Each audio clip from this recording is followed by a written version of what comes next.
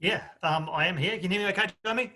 I can hear you, Piney. Go for Hey, it. mate. This is great news about the travel bubble. Can you just outline exactly what it'll mean for the Wellington Phoenix? Maybe just I know you've put a statement out, but maybe just for the sake of getting some audio and that from you, what does this mean for the Phoenix?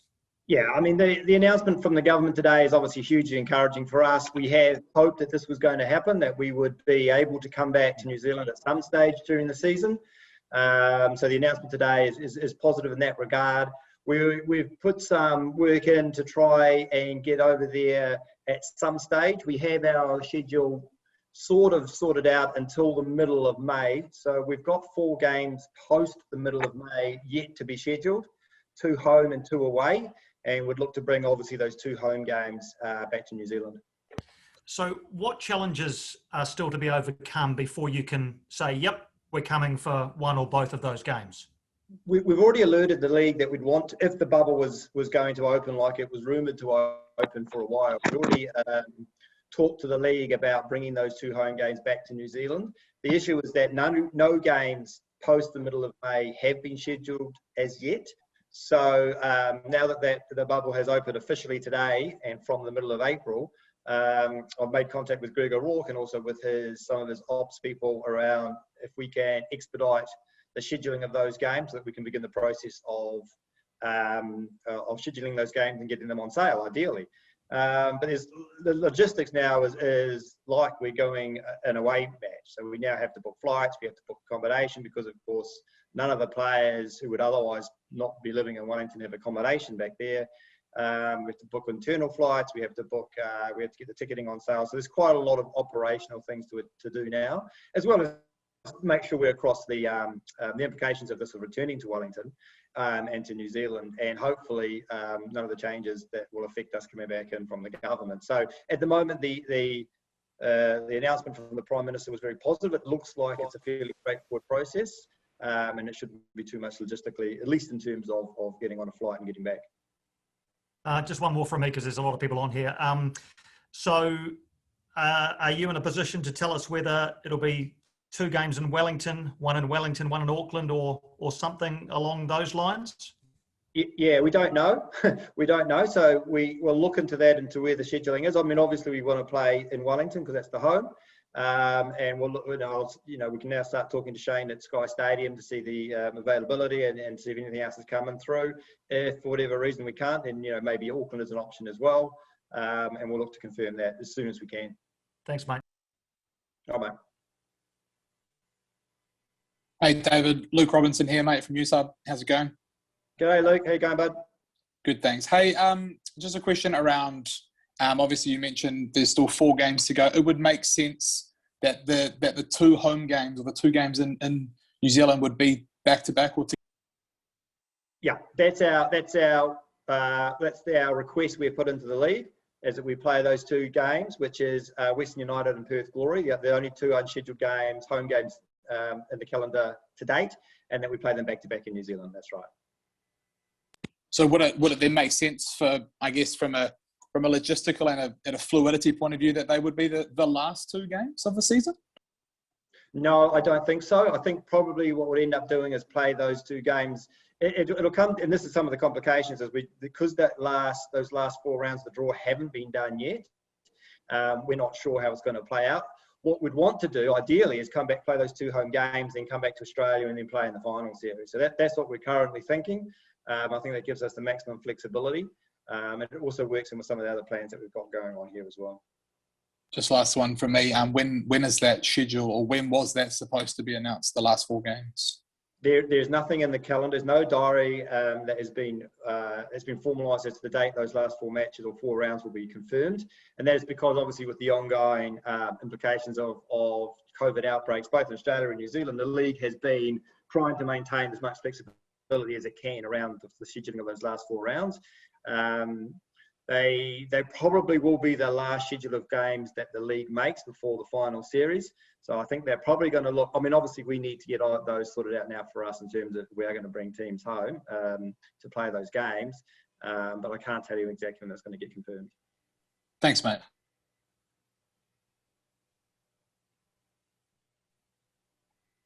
Who's up next? I'm happy to go if you like, James. G'day, David. It's Chris Chang here at TVNZ. Go, Chris. Just from a financial point of view, will hosting 2 games back here in New Zealand be financially beneficial for the club, or could it sort of perversely be detrimental in the sense that you're having to up sticks and come back? Obviously, it's going to depend on gate receipts as well, I'm guessing. Yeah, and that's exactly right, Chris. 100% will depend on how many people turn up to the games. It's not an inexpensive exercise to fly an entire team and support staff across the Tasman, which we're going to have to do going back. But if we get a decent crowd, then hopefully the games will pay for themselves before we have to come back here and finish off the rest of the season. But I mean, the financial implications are certainly an important part of it, but part of it is also, you know, the New Zealand fans have been starved of games for the entire season, right? And so we've got a lot of fans back there who would like to see the Phoenix play live. We have a lot of our corporate partnerships and relationships which have New Zealand games benefits into them. So there are all those sorts of things as we roll into it. But it's certainly something that we're conscious of. We want to get back so the fans can see some live A-League football. I suppose on that, like you say, there's that element of wanting to sort of give back to the fans in a sense to finally give them a chance to see their team play. If you were to sell out, would it be a lucrative help to the club to give you a couple of games to boost the coffers, or is it realistically just going to be more of a break even? It was lovely to have been able to do this, but not a huge help. I think if you're looking at his, you know, in past games, past seasons, then anything above 10,000, 10,000 people at Sky Stadium is decent for us, and we'll probably cover our costs to come back. And you know, we've had a few really good crowds. If we do have to go to Auckland because of availability, then you know, a decent crowd in Auckland could really help reduce some of the deficit that we've incurred because of having to relocate to Australia. No doubt about it. I don't suppose you can get any of the Mexican fan club over for Ulysses, could you? Yeah, no. Well, hopefully there's a Mexican fan club in New Zealand that will want to come along to the games. But they have been excellent, there's no doubt about it. And there's a fairly decent Israeli contingent supporting Tama as well. And to be fair, as we played in Wollongong, those are the guys I think you hear on the broadcast. Those are the ones that are making the noise on game day. And it's been, you know, every little bit of that sort of support has been, you know, very much valued by the club. Lovely, thank you, David. That's all from me. Thanks. All right, cheers, Chris. Hi, David. Andrew Vorman here. Yeah, mate.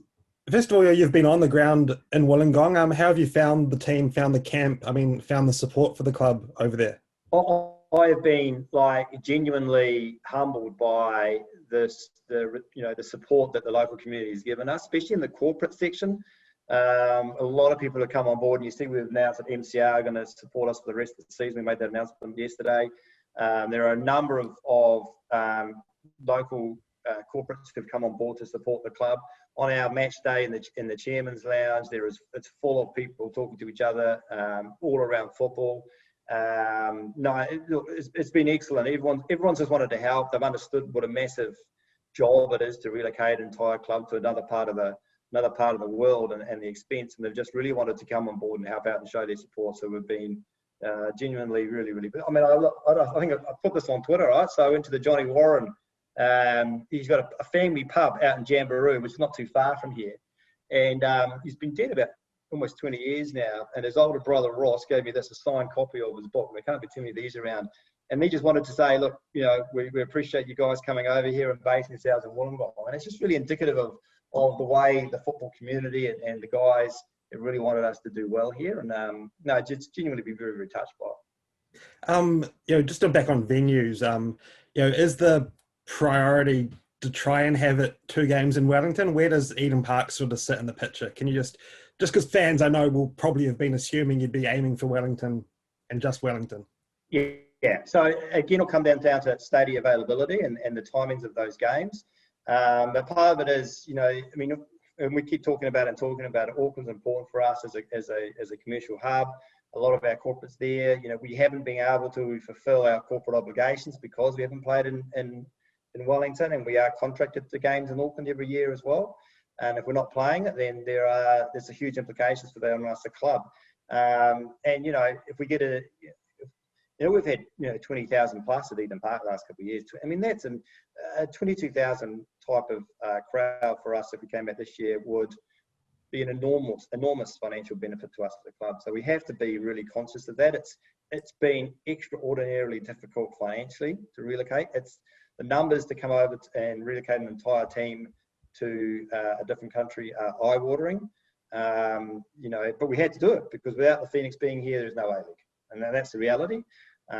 We have to come here. We have to base ourselves here. So it's a very difficult balancing act between going back and playing in our home city and trying to do the right thing for the club to make sure that we can continue on as a club without bleeding money because of COVID. You probably have the most information of any of us. Sitting here today with this announcement, what would you rate the chances of seeing the Phoenix playing in New Zealand this season as being? Well, we're very hopeful. We're very hopeful. I think the news today was the best news we could have expected. The mid-April border open gives us a little bit of chance to get things together. If we're looking at sometime in May that we can come back and play some games when those last 4 rounds are scheduled, that gives us a good 6 weeks now to pull the games together, do the ticketing, get the bookings in place, accommodation, the flights, get the games on sale, get the marketing underway. I mean, the timing's pretty good. I mean, ideally you'd like to have the more time you can have, the better. But I think we're very confident that all things being equal, and we can get some plans in place to have the games back in New Zealand. We'll be back in New Zealand to play a couple of games. And just lastly from me, obviously this is news fans have sort of been holding out for, very excited about. Something else they're interested in is Ufuk Tele's contract situation. Do you have any update you can provide on where things are there? I don't. I'm not personally involved in that. That's that Ufi's having those conversations with Rob direct, but I know they are talking. Oh, cool. Thank you, David.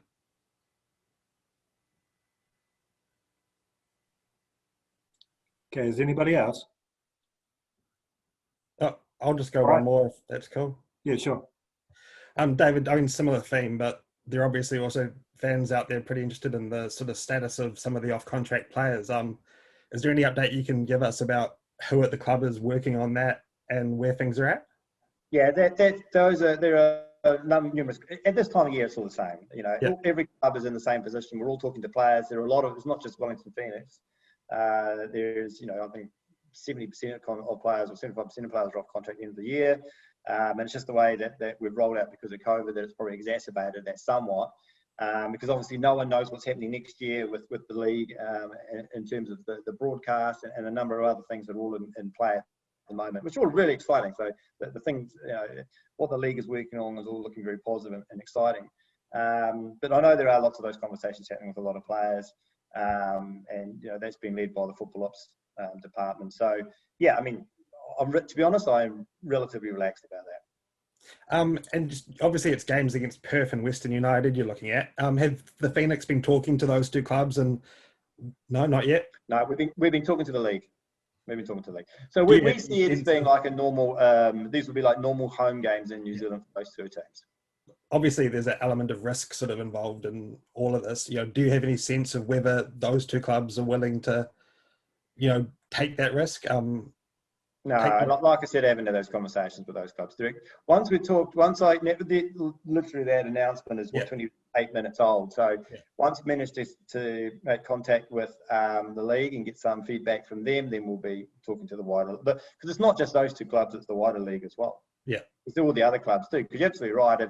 If there is a lockdown, I mean, the Prime Minister was pretty clear about that, about what would constitute a lockdown, and it's now actually in a good space where it's quite like what's happening here with the Australian states, and that if they do shut state borders, it's only for a short period of time. It's not for 3 months, 4 months. They shut the borders. They wait till the numbers have resolved themselves, and then they begin to travel again. In Australia, it's quite it's not unusual circumstance. They're quite used to it. There's green zones and red zones. So, like I say, I'm relatively confident that we're in a good space. And I mean, just on you personally, you've gone to Wollongong. Are you looking to come back as soon as the bubble opens? How are you sort of flatting with some of the players over there? What have you sort of been up to? I'm actually staying here at the university, so there's a few of us here. A lot of the players who've gone into town and got apartments since they started here because it was nice and easy, and they now moved into town. I will stay here probably for a bit longer. I mean, I can't come back now before mid-April anyway. we go away for a couple of games in mid-April, which I'll probably go with the team on, because there is some business that we're looking to do with corporates in Wollongong here interested in Perth. So potentially we'll go over there with Perth, to Perth with those guys, and then back to Tasmania. And then once we come back here after the Western United game in Tasmania, we'll reassess it. Because obviously at some stage we'll have to go back and start working on those games. But there is a lot of work to be done here around the future of obviously our women's team, potentially being based here in Wollongong as well. So there's a lot of those things that are all happening in parallel. Seeing as you mention it, do you have any update on where things are at with that women's team idea? Yeah, just that we're working really hard on it, that there's a lot of interest in this part of the world. And there's a lot of support for it as well, which is really good. And we're looking at a few options as to how we can make it work. No, cool. I'll let you go and get started with all that. Just one more from me. Sorry, Domi. You've obviously got as you mentioned, this is super new, but have you got a time frame in mind where, because you've obviously got a lot of stuff to organise back in Wellington, a time frame from the league of when you want these fixtures or these games announced by? Yeah, I mean, any normal course of events, you could probably do a couple of games relatively quickly. And if you were, like in the past, we've done it where we've moved things around, and if we had to move a game to enable an away game or a home game, we could actually make it work. The issue with this one, of course, is not just our games, it's the entire league. So I don't actually have a sense for how long it's going to take to do those last couple of rounds or last 4 rounds outside our games, because there are lots of moving parts for some of those other games. But as soon as I can get hold of the leagues guys, we'll push them on that. And obviously, again, like I said before, the sooner that we can confirm those dates, the better for everybody. And it just sounds like, sorry, very last one. It just sounds like really between the lines, you as a club want one in Wellington, one in Auckland. Is that fair to say? I think it will come down to what actually makes the most sense. Auckland and Wellington does make sense in terms of a split in games, because it probably gives us the best chance to close some of the revenue gaps and the expenditure holes that we've incurred because of the relocation. But again, I'll sit down and talk to Shane Harmon, and I'll talk to Nick Saltner at Eden Park as well, and we'll try and see if it's possible and what makes the most sense for the club and for the fans. Thanks, mate. Appreciate it. No worries. All right, thanks all.